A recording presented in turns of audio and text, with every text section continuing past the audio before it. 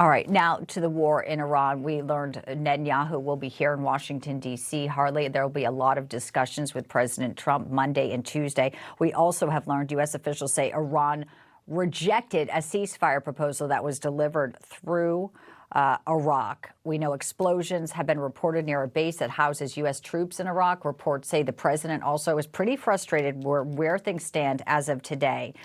Talk to us about what you think the next strategic move is. And Netanyahu's visit, perhaps there'll be more of an inclination if this war does escalate. Maybe Israel will be joining as well, Harley. Oh, certainly Israel may be joining as well, but I suspect also high on the list is the Saudi deal.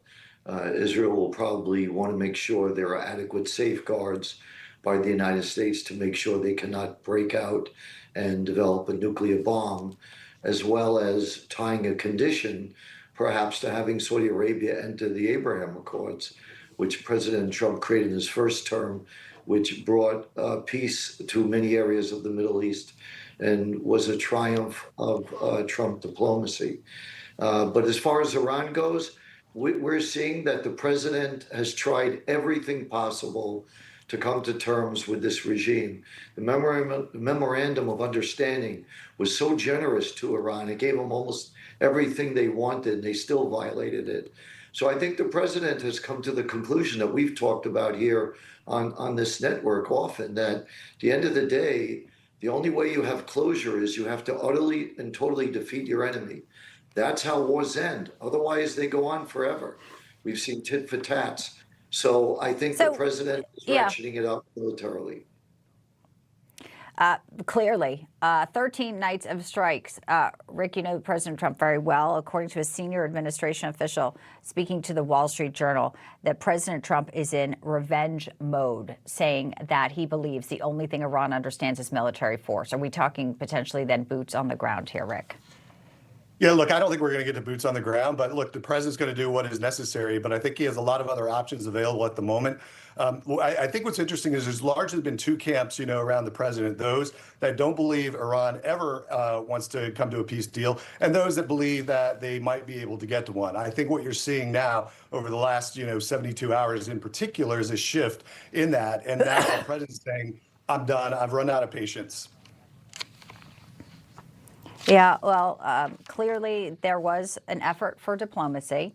We also know that there may be a tougher approach with Iran's economic pressure. President Trump clearly spelling this all out on Truth Social, saying from this point forward, any and all damages done to ships, cargo, or anything related thereto will be paid for by Iranian money that the United States has in its possession and controls.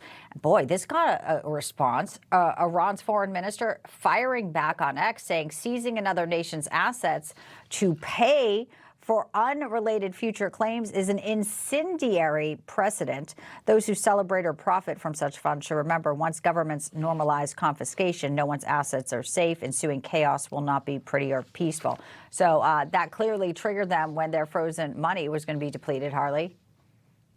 Yeah, I mean, you see how clever the Iranians are with that kind of response. But at the end of the day, the only thing that does work with Iran and the Middle East, and this is sad, but is force, leverage. Making efforts to accommodate Iran with money in some way, which is what 7 other presidents did before Trump, is seen as weakness. And they'll try to exploit that. And we tend to look at the Middle East through our own eyes. We think if we're reasonable and fair, that somehow they will respond in turn. But it shows a fundamental misunderstanding of the Middle East, Iran in particular. They will only respond to force.